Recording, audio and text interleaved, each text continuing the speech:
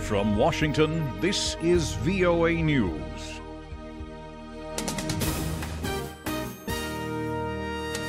I'm Jonathan Smith reporting live.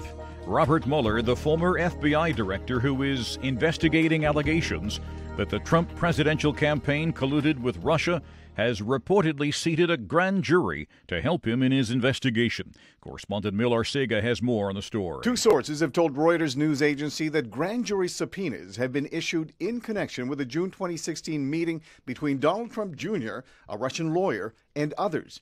The sources also said special counsel Robert Mueller had convened a grand jury in Washington to investigate allegations of Russian interference in the 2016 elections. President Trump has called the investigation a witch hunt. Millar Sega, VOA News. The Wall Street Journal says the grand jury began its work in recent weeks and will likely continue for months. Mueller's office has not commented on the Wall Street Journal report.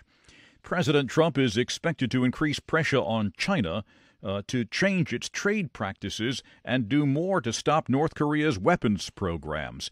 Reports on Thursday said Trump will sign an order in the coming days to open an investigation of Chinese demands that foreign companies share technology secrets in exchange for access to the massive Chinese market. The expected investigation could eventually lead to higher tariffs on Chinese-made products headed to the U.S. market, which is the world's largest. But trade experts are warning that such actions might violate commitments that the United States has made to the World Trade Organization. You're listening to news from the Voice of America in Washington.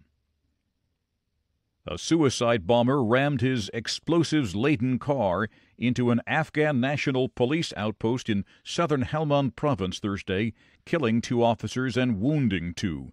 The Gareshk district police chief said the evening attack happened in his district, the scene of heavy fighting in recent weeks between Afghan National Security Forces, aided by American air support, and the Taliban, who control about 80% of Helmand province. A ceasefire in parts of Homs province in central Syria held Thursday, observers say, giving civilians a chance to start putting their lives back together.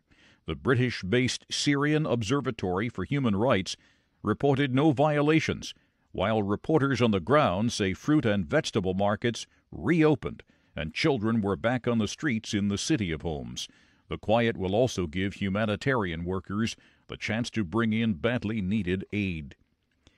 The United States will spend $169 million for humanitarian assistance in Ethiopia and Kenya. The 2 countries are experiencing a severe and prolonged drought. State Department spokesperson Heather Nauert. With the new funding, we're providing vital emergency food assistance, safe drinking water, and health services to millions of Ethiopians and Kenyans in the worst drought-affected areas. The additional aid comes at a critical moment for Ethiopia and Kenya, as the threat of hunger, malnutrition, and dehydration are reaching alarming levels right now. The drought is especially severe in Ethiopia, where an estimated 7.8 million people now require urgent humanitarian assistance. Nauert said the United States has already provided nearly $2 billion since October in response to the crises. Hundreds of people have been gathering at the courtyard of the city council in Yaoundé to donate blood for Cameroonian soldiers fighting the Boko Haram militants. Officials say hundreds of people wounded in Boko Haram violence, including soldiers, have died partly due to blood shortages, which amounts to at least 400,000 pints of blood every year.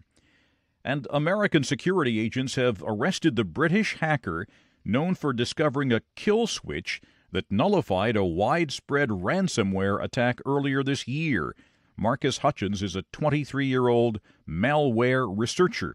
He was detained by the FBI on Wednesday at the Las Vegas airport, where he was preparing to return to Britain after attending 2 hacking conferences in the city. Court documents indicate Hutchins was arrested on hacking charges unrelated to the ransomware attack known as WannaCry.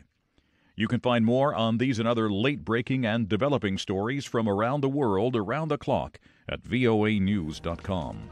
I'm Jonathan Smith, reporting live from Washington. That's the latest world news from VOA.